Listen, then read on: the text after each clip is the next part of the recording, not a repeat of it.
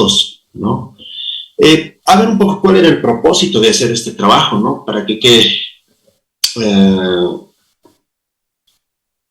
nuestra ley general del trabajo data de, como ustedes saben, de la primera mitad del siglo anterior, ¿no? En realidad del año 42. Y la constitución social que hemos tenido en Bolivia, igual aprobada en el gobierno de Germán Busch, data del año 1938, unos años antes nomás, ¿no? Es decir, la Ley General del Trabajo está estructurado desde sus fundamentos basados en los principios que rige la Constitución Social de 1938, ¿no?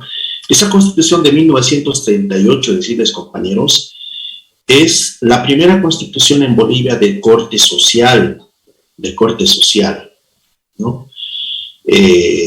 Constitucionalismo social, el estado de bienestar social, como lo llaman en Europa, ¿no? Entonces Bolivia ha tenido una constitución de esas características, el año 1938, ¿no? Y obviamente la Ley General del Trabajo está estructurado bajo los principios de esa constitución, ¿no? Entonces, precisamente, a ver, quería que a partir de ese análisis, de esa comparación, la idea era cómo nuestra actual constitución, la constitución del año 2009, recoge algunos elementos de la Constitución de 1938, ¿no? A ver, no sé si podemos hacer un par de minutitos, a ver, un poquito más, si es posible, hacer un intercambio de criterios de qué les ha parecido, a ver, qué aspectos, qué similitudes han encontrado entre la Constitución de 1938 y la actual, ¿no? ¿Qué es el trabajo, ¿no? Identificar algunas similitudes en materia laboral, ese era el trabajo, ¿no? Obviamente en otras áreas, esferas, no nos interesaba mucho, ¿no? En materia laboral, ¿no? A ver, no sé si alguien quiere hacer uso de la palabra para un poco resumir su trabajito, eso simplemente, ¿no? Resumir su trabajito y bueno, alguna idea que le haya quedado al hacer su trabajo, ¿no? Porque yo entiendo cuando hacemos un trabajito práctico, nos damos la molestia de leer un poquito, ¿no? De repasar, y no creo que lo hagamos el trabajo mecánico, ¿no? El copiar y pegar, ¿no? Eso no ayuda mucho, ¿no? Entonces, por lo menos si nos hemos dado la molestia de un poquito razonar, identificar, analizar, bueno, seguramente nos ha quedado algunas ideas, ¿no? A ver, no sé si alguien quiere compartir, estimados compañeros, antes de proseguir con el tema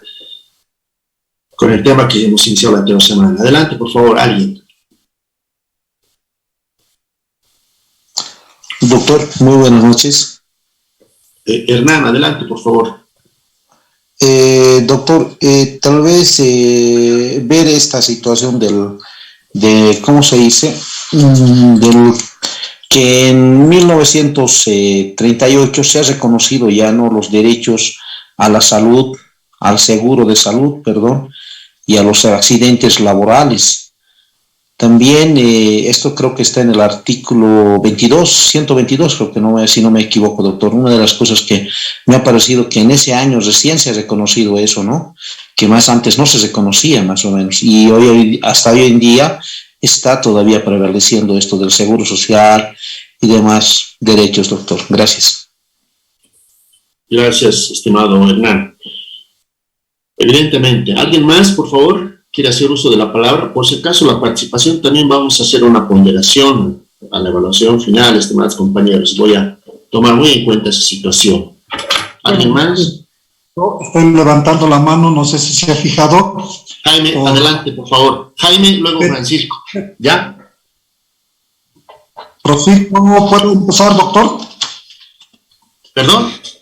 ¿Puedo continuar? ¿Puedo hablar? Adelante, Jaime, adelante. Muy bien, muy buenas noches, gracias. Hemos estado leyendo también bastante un poquito, ¿no?, lo de la Constitución de 1938, promulgado por el presidente Bush.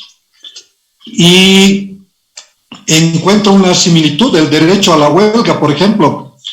Dice en la Constitución de 1938, en el artículo 126, se reconoce el derecho a la huelga como medida de defensa de los trabajadores conforme a ley.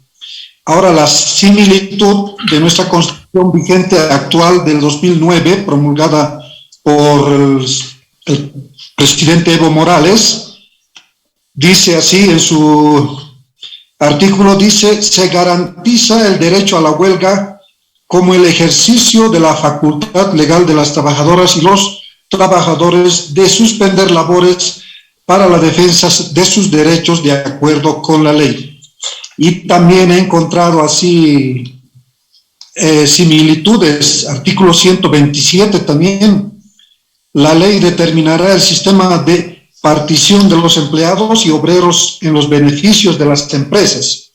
Y la Constitución actual dice en el artículo 54, parágrafo 3, las trabajadoras y los trabajadores, en defensa de sus fuentes de trabajo y en resguardo de interés social, podrán, de acuerdo con la ley, reactivar y reorganizar empresas en proceso de quiebra, concurso o liquidación, cesadas o abandonadas de forma injustificada, y conformarán empresas comunitarias o sociales. El Estado podrá coadyuvar a la acción de las trabajadoras y los trabajadores. Para no tomar mucho tiempo y dar también opción a mis compañeros, hasta aquí mi participación, licenciado. Muy buenas noches, soy Jaime Choc.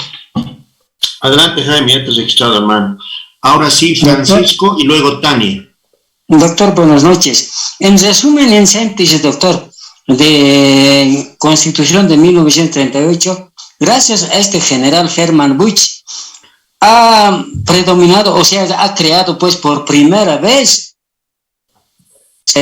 la Constitución social que ha aparecido en Hermann Busch. Hay que agradecer a los trabajadores en sí, para los niños, los trabajadores, y derecho a la huelga, como decía el Jaime.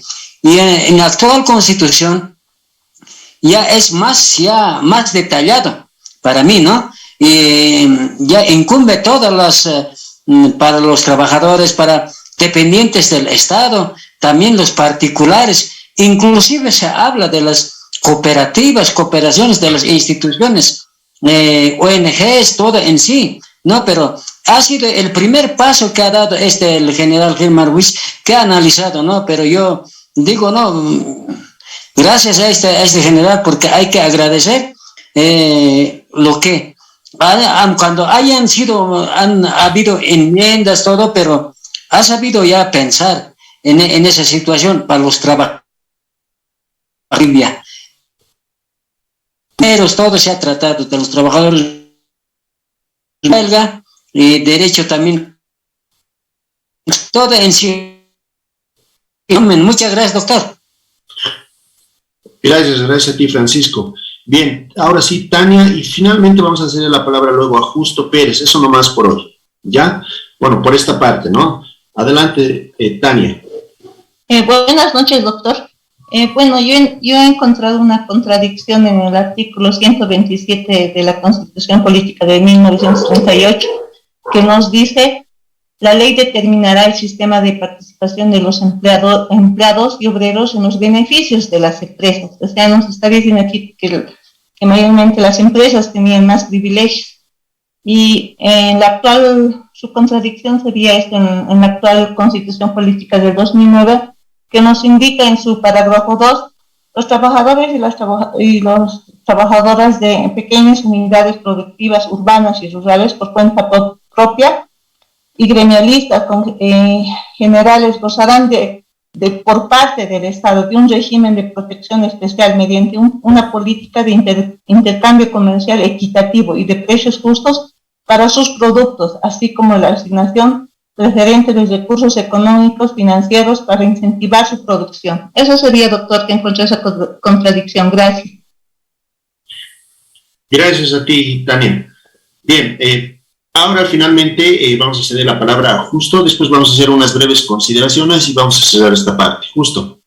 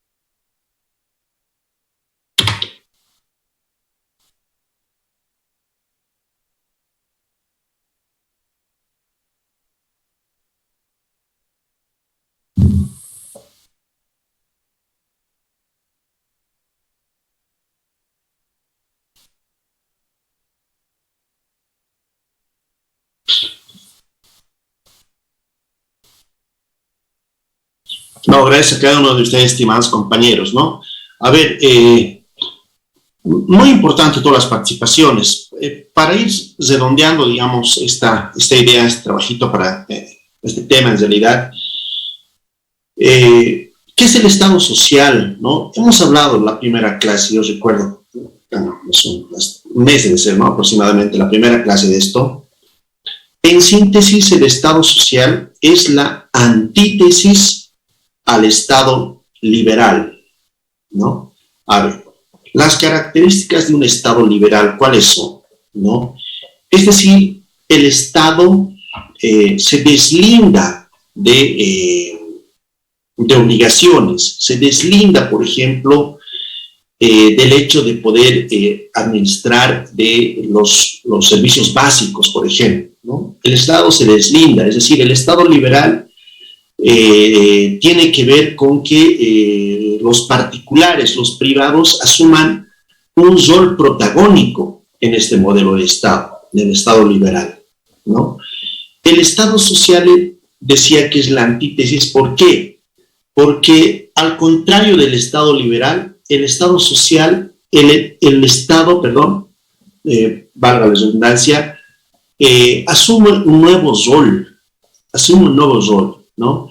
El Estado es quien se encarga de poder, por ejemplo, generar mecanismos, garantizar leyes sociales, derechos laborales, seguridad social, educación, todo, ¿no? Además, el Estado tiene la característica particular ya de hacerse cargo, por ejemplo, de los servicios básicos, etcétera, etcétera, etcétera, ¿no? Entonces, esa es la gran diferencia entre el Estado liberal, por un lado, y el Estado social. Ese Estado social, recordarán ustedes, y hemos hablado de esto, tiene sus orígenes a principios del anterior siglo, ¿no?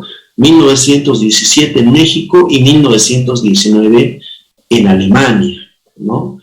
Y ha llegado a Latinoamérica y ha llegado a nuestro país en 1938, es decir, ha influenciado a nuestro país, ¿no? Ese Estado social ha trascendido fundamentalmente en la práctica en Europa, les decía la anterior semana, ¿no? En Europa lo denominan el estado de bienestar social, ¿no?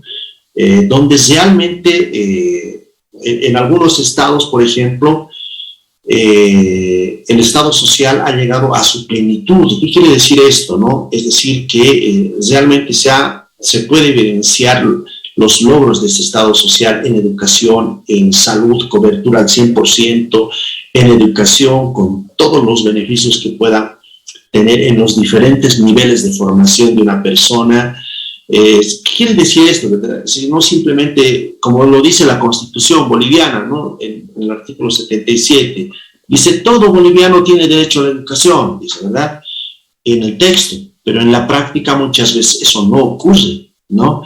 En cambio, en esos países, ya en Europa, en muchos países, realmente ha logrado trascender, pues, ¿no? Realmente se ha logrado en un alto porcentaje garantizar los derechos sociales que consagran sus constituciones en materia laboral, salud, educación, seguridad social y todo lo demás que tiene que ver con el Estado social, ¿no?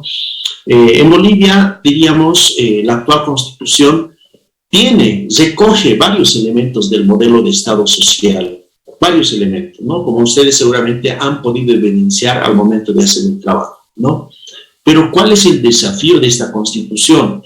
Ya lo dije, lo recalco nuevamente, es el hecho de poder hacer que no quede simplemente en la Constitución formal, como diría Ferdinand Lasalle, ¿no? En el papel, ¿no?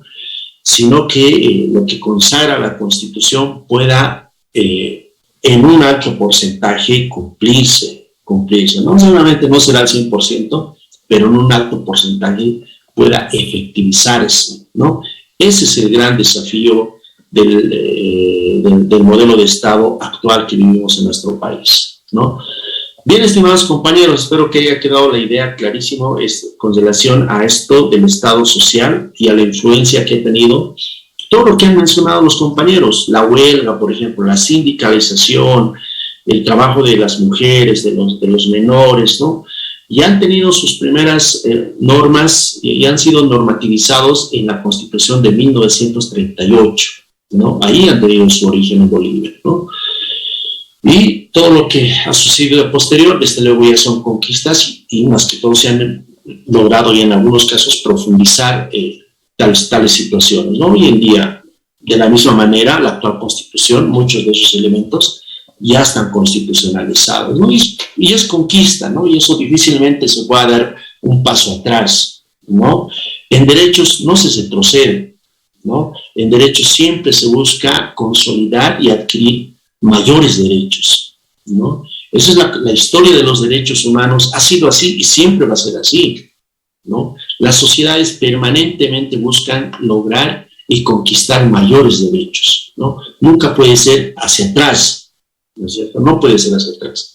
Bien, estimados compañeros, vamos a cesar esta parte y vamos a continuar con el tema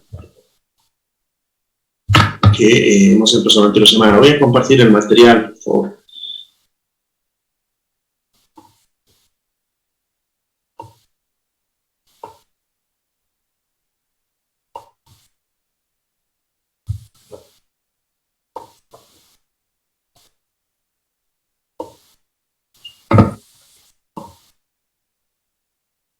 Bien, nos hemos quedado la anterior semana en el trabajo de mujeres, ¿no? Ahí habíamos hecho un intercambio muy interesante con relación a la participación de las mujeres en los espacios laborales, ¿no?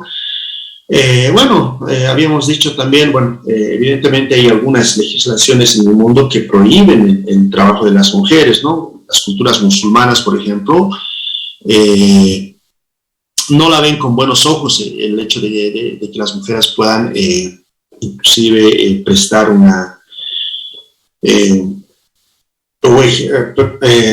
prestar una actividad laboral, perdón, ¿no? Entonces, sin embargo, en la mayoría de las legislaciones en el mundo, las mujeres han ido conquistando derechos, ¿no? Y es el caso también, obviamente, en la legislación nuestra, ¿no?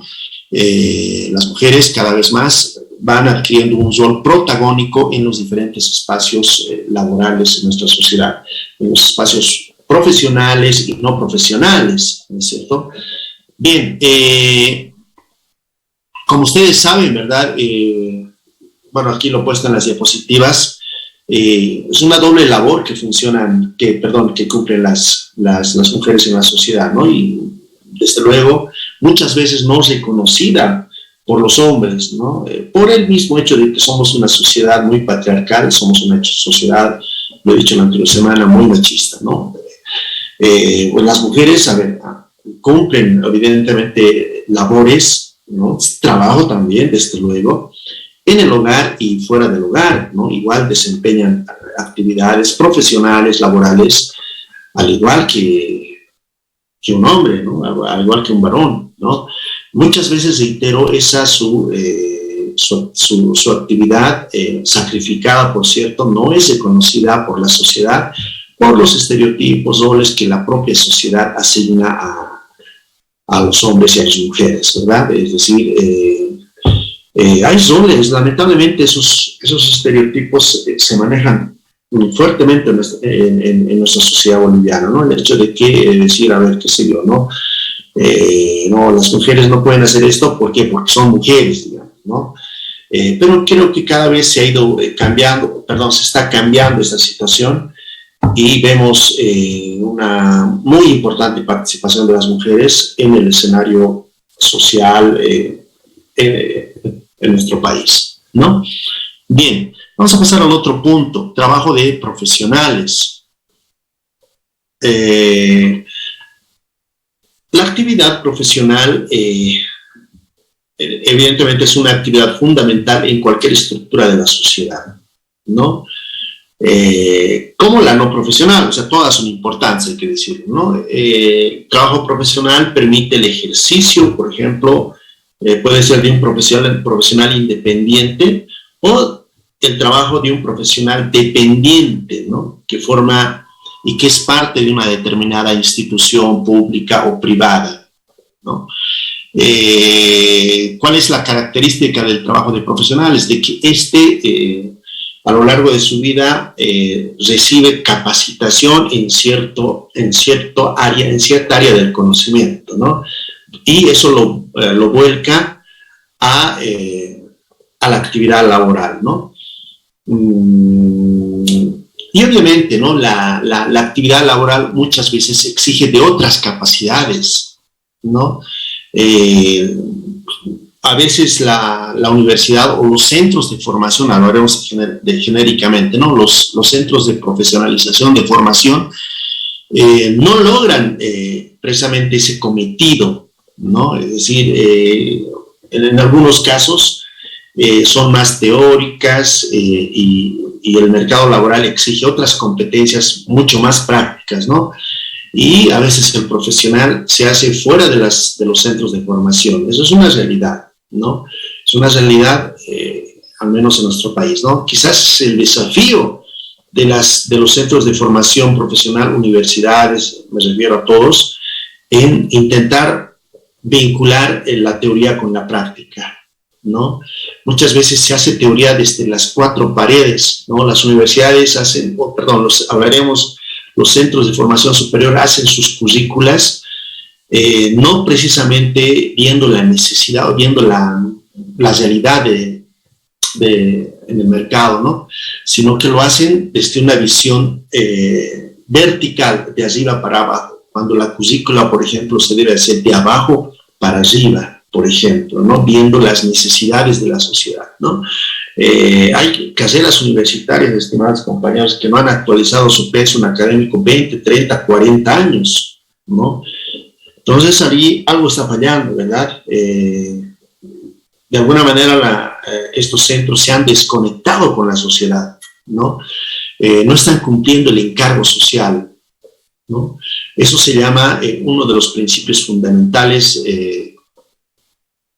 es la interacción social, ¿no? Es decir, los centros de formación profesional, universidades, llámese institutos, todo lo que tenga que ver con la profesionalización, tienen que vincularse estrechamente con las necesidades de la sociedad, si no, estas son alejadas y no responden a la misma, ¿no?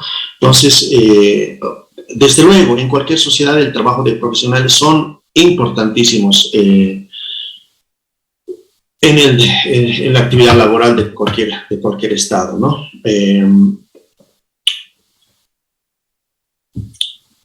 Por ejemplo, el trabajo independiente no está regulado al régimen laboral, no es una realidad, ¿no? Por ejemplo, un profesional abogado independiente no está regulado a la ley laboral. Sin embargo, tampoco se puede, la ley prohíbe, digamos, de que ésta puede hacer aportes independientes, ¿no? Por ejemplo, a la AFP, etcétera, etcétera, ¿no? Para una futura jubilación, por ejemplo, ¿no? La ley no prohíbe, pueden hacerlo, ¿no? Pueden hacerlo de acuerdo a los ingresos que pueda tener, ¿no?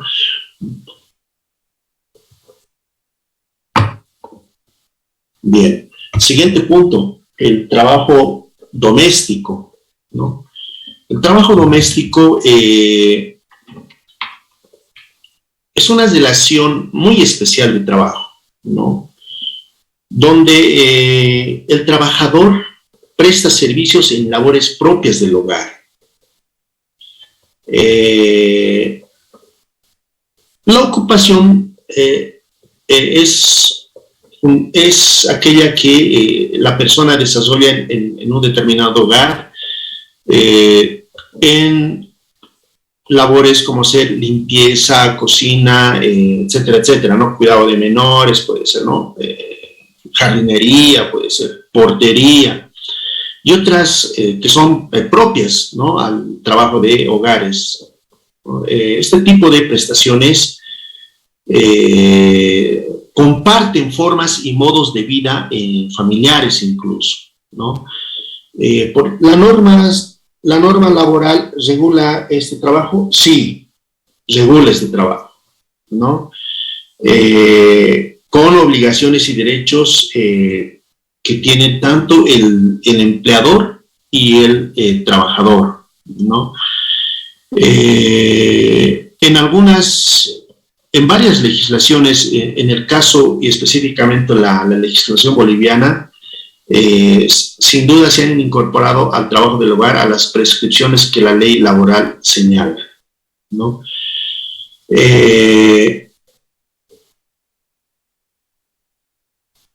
Otro punto con relación a estos, estimados compañeros, es el trabajo manual o intelectual, ¿no? Como su nombre lo dice, ¿no? El trabajo manual es aquel trabajo que consiste en el despliegue de energías físicas, ¿no? Dirigidas a la producción de bienes y a la realización y satisfacción de necesidades, ¿no? Por ejemplo, el trabajo de un albañil, etcétera, etcétera, ¿no? Hacen un trabajo, desde luego, físico, ¿no? Manual, físico, ¿no? Y por otro lado, el trabajo intelectual, como su nombre mismo podemos deducirlo, es aquel que la persona despliega trabajo intelectual, pues, ¿no? Los esfuerzos intelectuales para producir servicios, ¿no? Por ejemplo, una persona que escribe un texto, digamos, ¿no? Muchos escritores, digamos, ¿no? ¿Qué hacen? Obviamente un esfuerzo intelectual para producir un texto que luego ya lo reproducen, lo comercializan, digamos, ¿no? El trabajo de un abogado también podría, desde luego, ¿verdad? Puede ser un trabajo intelectual, ¿verdad? Porque está sentado, no solamente sentado, obviamente va a audiencias, etcétera, ¿no? Pero está sentado elaborando un memorial, qué sé yo, ¿verdad? Es un trabajo intelectual, ¿no? Entonces, esa es la diferenciación entre el trabajo manual e intelectual, ¿no? Otra clasificación que está en la diapositiva, si pueden observar, es el trabajo productivo y el trabajo improductivo, ¿no? Esto desde un enfoque económico, vamos a decir que el trabajo productivo es aquel que resulta y que genera producción, ¿no? Es aquel que genera ganancias, bienes, ¿no? Para la satisfacción de las necesidades propias o ajenas de una determinada sociedad, ¿no? Es decir, es el trabajo que distingue resultados concretos, ¿no? Es aquel trabajo, en otras palabras que podemos decirlo, es aquel trabajo que genera la plusvalía, ¿no? Bien, en cambio el trabajo improductivo podríamos decir que es aquel que no produce bienes, pues no es el trabajo que no produce ni servicios, sino que se puede decir, a ver, aquel trabajo que lo hace a aquella persona a manera de diversión, digamos, ¿no? A manera de distraerse, digamos, ¿no? No está orientado a generar producción, ¿no? Lo hacen, digamos, por hobby, ¿no? Por divertirse, por pasar un rato, digamos, ¿no? Simplemente eso, ¿no? Bien, siguiente diapositiva. El trabajo informal. ¿A qué se refiere el trabajo informal? Es aquel que se refiere al desempeño en forma independiente en el sector del capitalismo periférico, ¿no? Haber un trabajo informal que es muy propio, muy característico de nuestra sociedad, es sin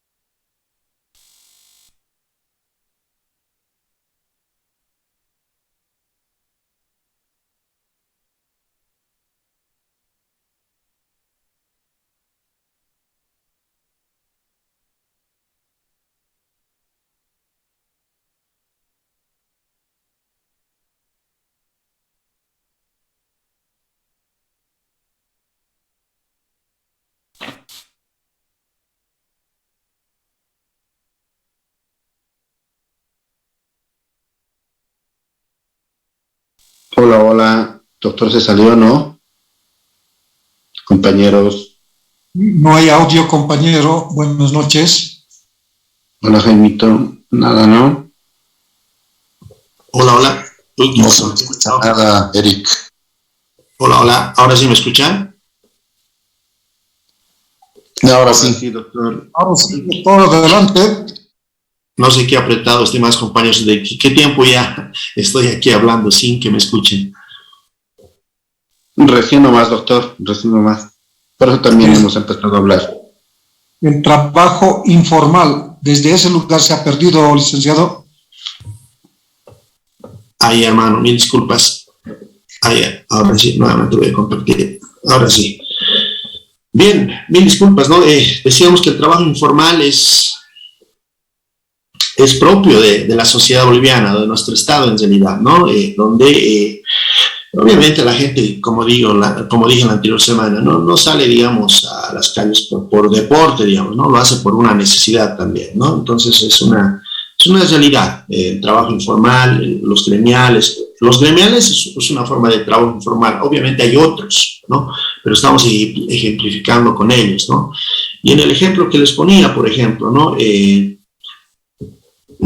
es muy difícil regular hasta prohibir, o sea, no puedes prohibir, por ejemplo, el trabajo informal de los gremiales, ¿no? Imagínense, o sea, cualquier gobierno que intentase hacerlo, puta, se metería en un lío tremendo, digamos, ¿no? Porque son, pues,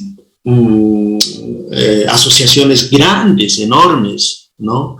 Que aglutinan a gran cantidad de estas personas, ¿no? En algún momento les comentaba, ¿no? Esta parte creo que no me escucharon, cuando se construyó un mercadito en Villa Copacabana, la idea del alcalde era que todos, bueno, los comerciantes, qué sé yo, los gremiales del lugar puedan ingresar a estos ambientes, ¿no?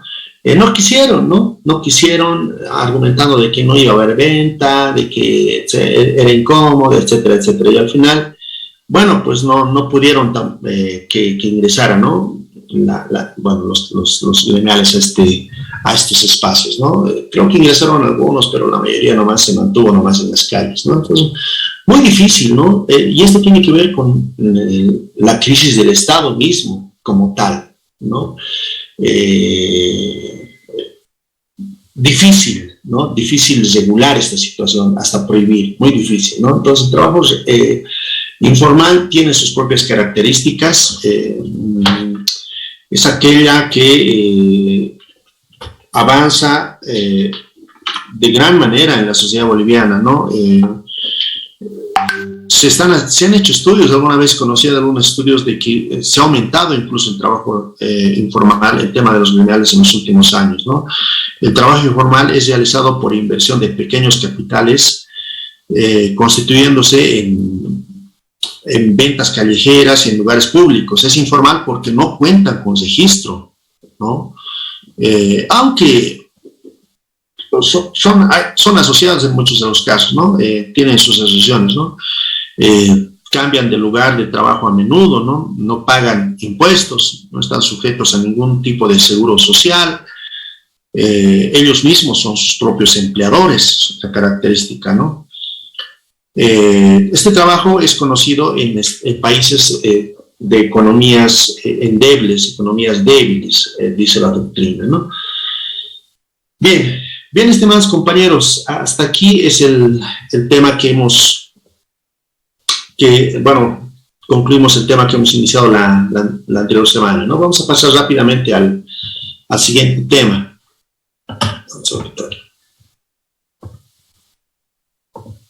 Aquí está. Los beneficios sociales, derechos de los trabajadores y empleadores y obligaciones, ¿no? A ver, ¿qué es un beneficio social? Para empezar, a ver. Podemos decir que es aquello que percibe el trabajador como remuneración, ¿no?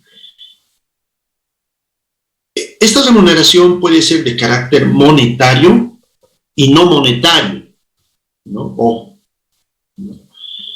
El beneficio social se puede considerar, por ejemplo, al salario, a la indemnización, al desahucio, al aguinaldo, a las primas, ¿qué más? Bonos, la vacación, los subsidios, el seguro social y otros que están regulados por la ley. En síntesis, podemos señalar, estimados compañeros, que es el conjunto de ingresos que percibe el trabajador, ya sea en la vigencia de su contrato laboral o su finalización, ¿no? Quiero decir, ya sea en el periodo que está vigente su relación laboral o a la finalización del mismo. Beneficio social de reajuste. Vamos a hablar sobre algunos conceptos inicialmente y luego un poco más adelante vamos a empezar a sacar algunos ejercicios, por ejemplo, cómo se hace una liquidación y todo lo demás. Un poquito más adelante, ¿no? Las clasecitas un poco vamos a ir hablando de algunos conceptos que me parecen importantes, ¿no? ¿Qué es el beneficio social de reajuste, no? A ver, todo beneficio está sin duda sujeto a reajuste, ¿no? Fundamentalmente cuando estos no son cubiertos en el plazo establecido en la norma, que es de 15 a un mes, a 30 días, ¿no? La forma de hacer la valoración de reajuste, sin duda se le hace de acuerdo a los precios del consumidor y de acuerdo a la legislación propia de cada país.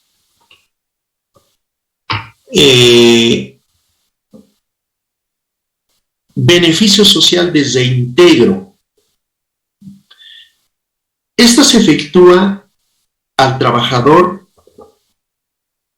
y se la puede exigir cuando la liquidación ha sido realizada de manera errónea, por ejemplo, ¿no?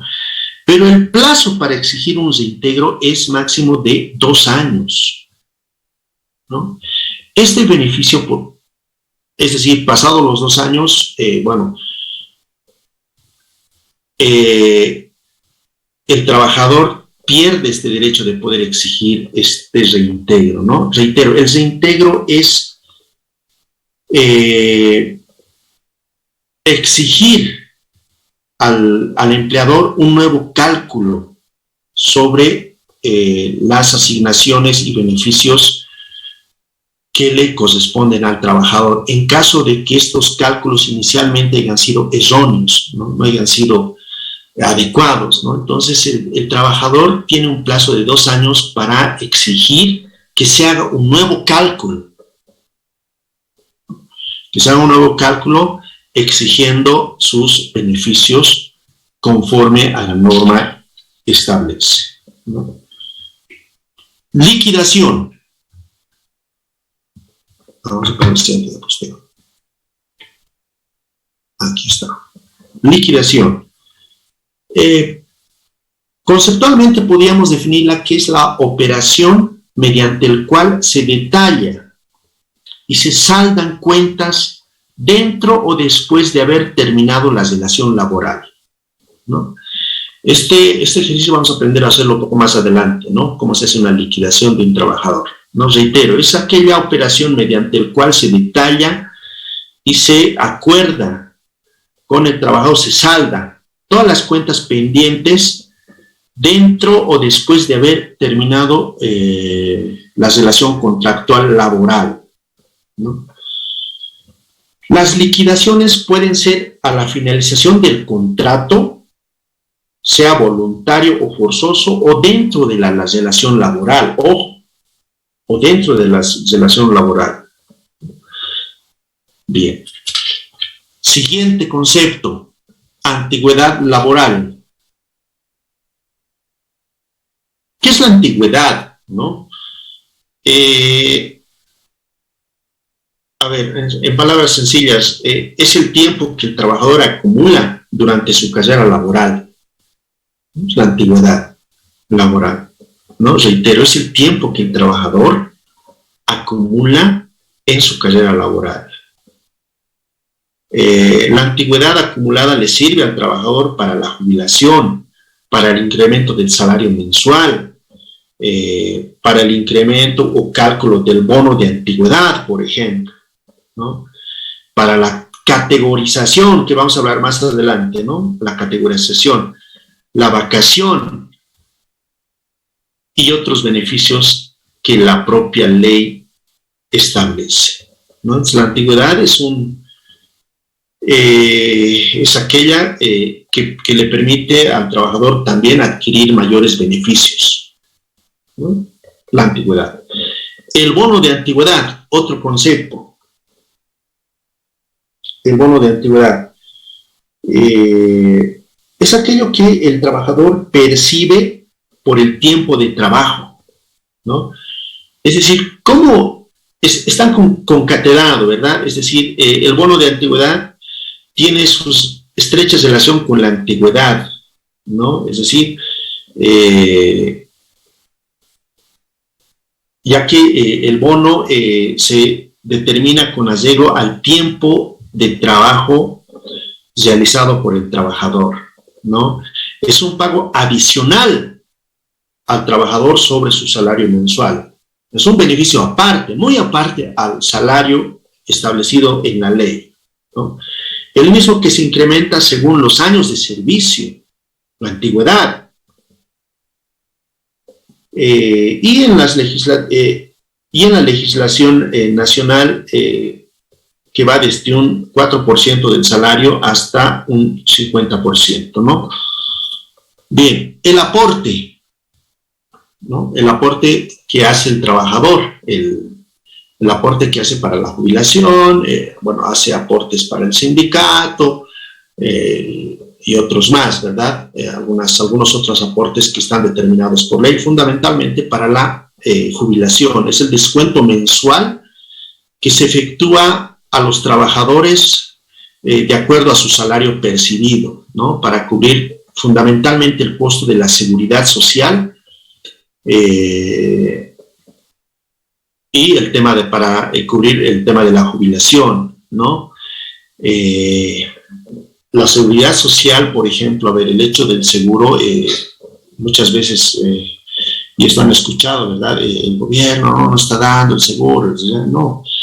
En realidad, uno mismo es el que se paga el seguro, ¿no? El trabajador es mismo quien se paga el seguro. ¿Por qué? Porque le descuentan de su salario y eso va a las diferentes empresas prestadoras del seguro social, ¿no? El ascenso. Todos los trabajadores, el aporte de descuento mensual.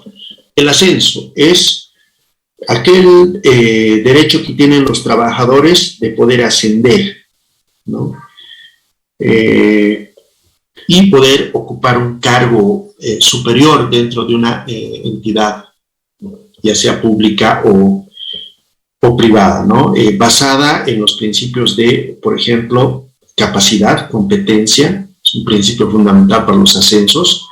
Por ejemplo, a ver, en las instituciones, bueno, en muchos hay exámenes de competencia, ¿no? Exámenes de ascenso, por ejemplo, en el magisterio, ¿no? Hay exámenes de ascenso que le permiten al trabajador, en este caso, demostrar competencia, capacidad y poder ascender y optar un mejor salario, por ejemplo, ¿no? También muchas veces se hacen otro tipo de valoraciones, como ser la disciplina, la idoneidad, la antigüedad, que son criterios o indicadores que permiten determinar el ascenso de un trabajador, ¿no? Siguiente.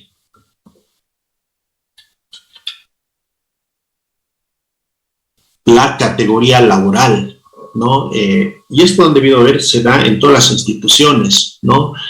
En el magisterio, a ver si alguien me puede ayudar, hay categorías, ¿no? En el trabajo que desempeñan los docentes de aula, ¿no? Hay mérito, ¿no? Categoría 1, 2, creo, no sé muy bien, alguna vez he escuchado, ¿no?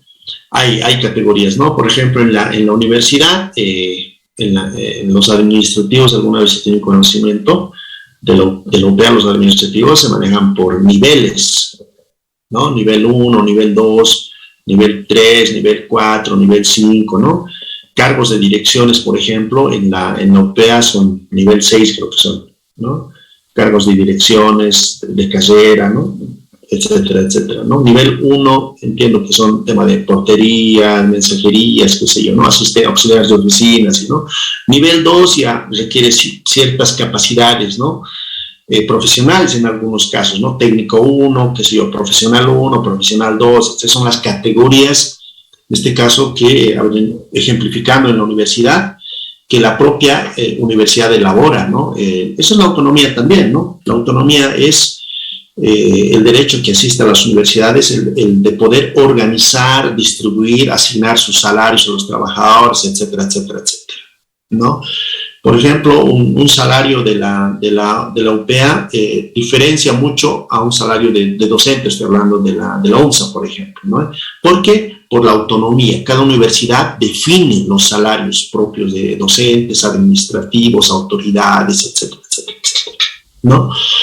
En el marco de la autonomía que está constitucionalmente establecida en la norma constitucional, ¿no? Entonces, esas son las categorías, ¿no? Cada empresa, cada institución pública o privada igual se manejan por categorías de los trabajadores, ¿no? Reitero, en muchos casos definidas por cuestiones profesionales, académicas, técnicos, etcétera, etcétera, ¿no? Y bueno, esto es un debate, ¿no? Que algún rato hemos hablado también en el curso, ¿no? El hecho de la categorización, que en palabras de Félix Pazzi genera discriminación, ¿no? Félix Pazzi critica bastante, por ejemplo, el tema de que en la historia ha habido instituciones que solamente han formado de carácter técnico para cierto sector de la sociedad, ¿no? Pero para otro sector de la sociedad darle otro nivel de educación para ocupar otros espacios laborales, ¿no?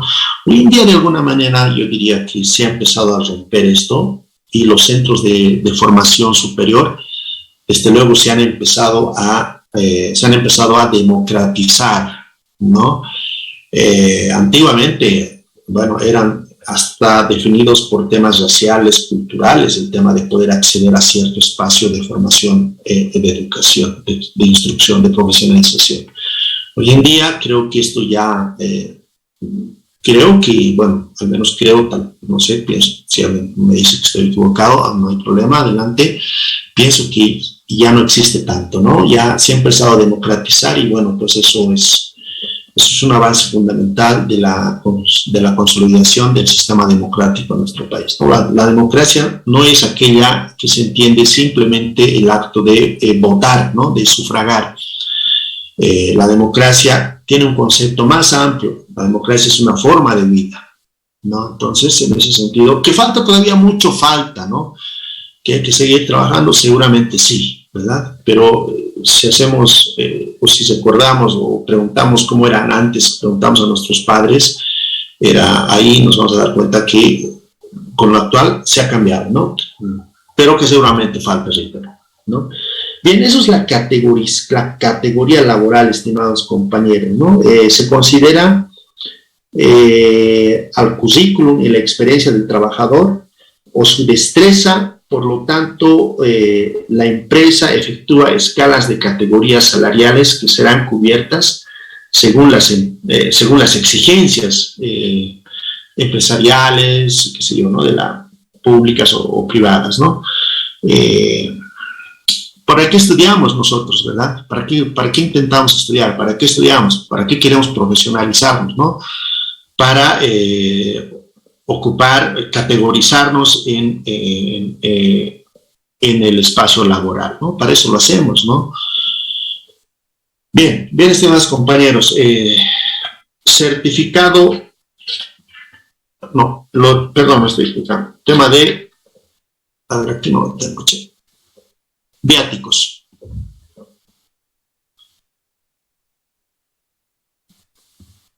Los viáticos pueden ser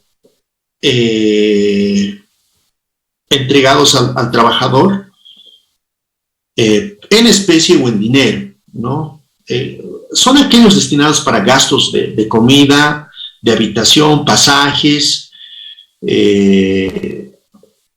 cubiertos por la empresa, por la institución empleadora, no forman, por si acaso, parte del salario, ¿no? Ese es un estipendio adicional, ¿no? Adicional.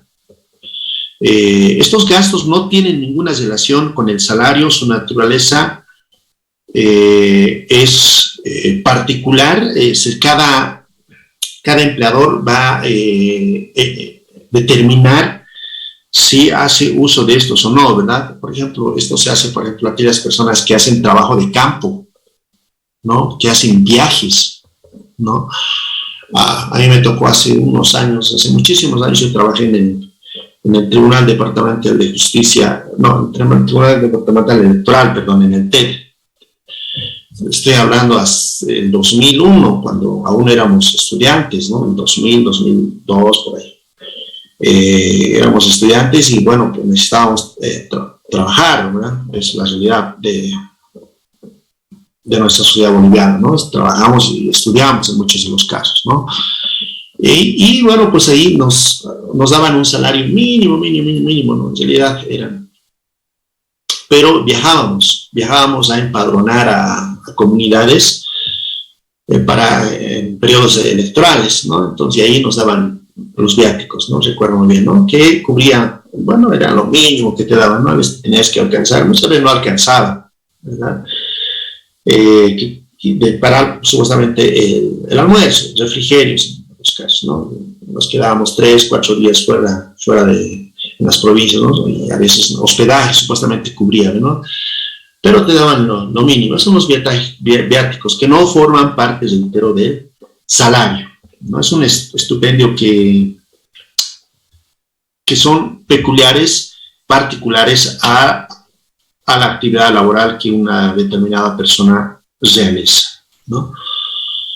Bien, estimados compañeros, hasta aquí hemos terminado ya este tema y vamos a entrar a la siguiente semana ya a hablar de los contratos de trabajo, las clases de contratos, nulidad de contratos y ya vamos a ir ingresando a esta parte que es muy interesante en la materia, ¿no? Los contratos de trabajo. Bien, estimados compañeros, si no hay alguna consideración de parte de ustedes, vamos a quedar acá y conmigo nos vamos a ver el próximo viernes a las 7 de la noche, estimados compañeros.